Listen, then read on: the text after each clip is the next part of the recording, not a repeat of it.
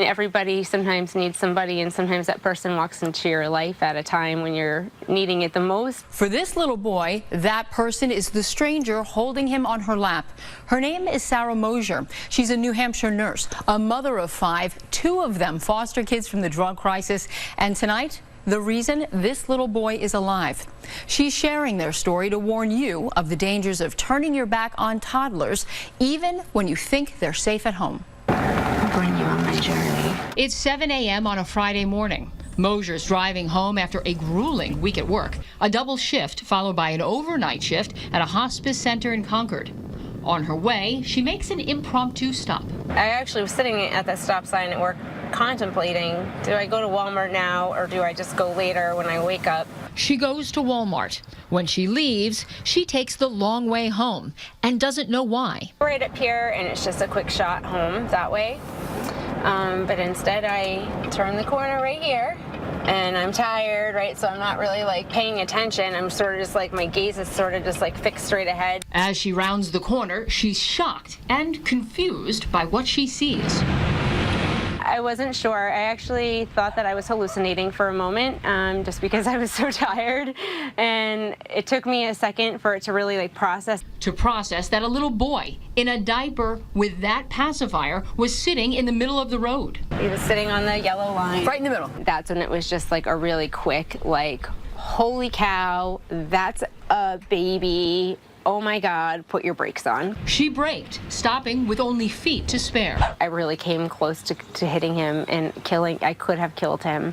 And so I just like literally unbuckled my seatbelt and like flew out the door and was like, come here, buddy. And I just like picked him up and just grabbed him and just sat him on my lap and then just drove right here and pulled over. She then called 911. The 911 operator instructed me not to do anything with him until the police had arrived, so not to hand him over to anybody. Nobody came before police arrived. I didn't hear anybody shouting for him. I didn't see anybody out walking looking for him. I try and say I've seen it all. Something else happens. Concord PD Detective Sergeant Robert Belty investigates cases involving kids. This one was, I think, the first I've seen in 20 some odd years. So, 2-year-old child, roughly, and sitting, on the double yellow line on a roadway. The case isn't closed, so Belty can't give us details about the family and what happened. But he says it looks like that this is kind of, an accident. As children grow up, they become more mobile and start to explore more. And the challenge for parents is to try and stay ahead of that. He hopes Mosier's actions inspire you to always focus on the road ahead and expect the unexpected. Thank goodness the person was paying attention and they weren't distracted.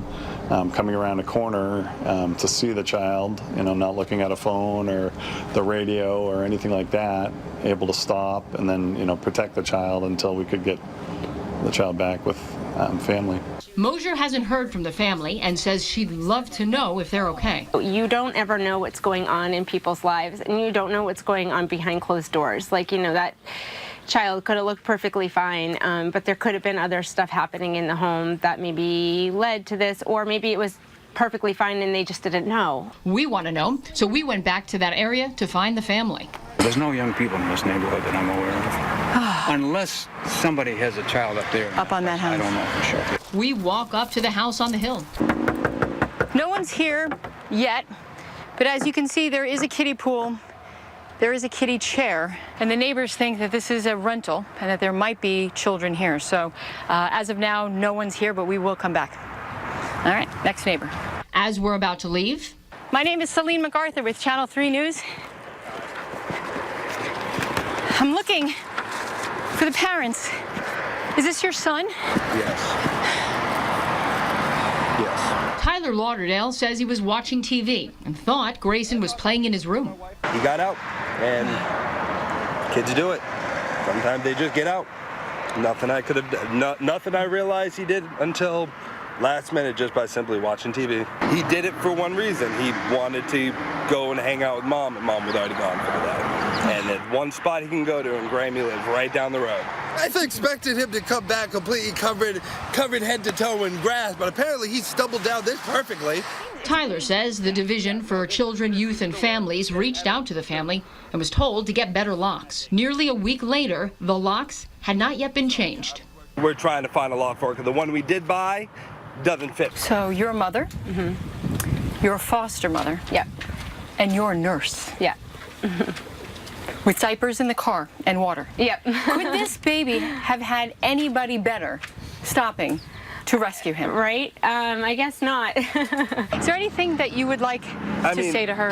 Thank you. I really do appreciate it. I really do, because I don't know anyone else who would really just stop, especially just seeing a kid on the side of the road. I do appreciate it, and I really thank you for holding on to him. Grayson is back with his family. Now, we didn't get to meet him that day because he was at daycare. As for this picture, Mosier took it to serve as a reminder to parents everywhere to always know where your kids are and what they're doing. As for her long way home that day, she says she followed the road her gut feeling told her to and may have saved this little boy's life.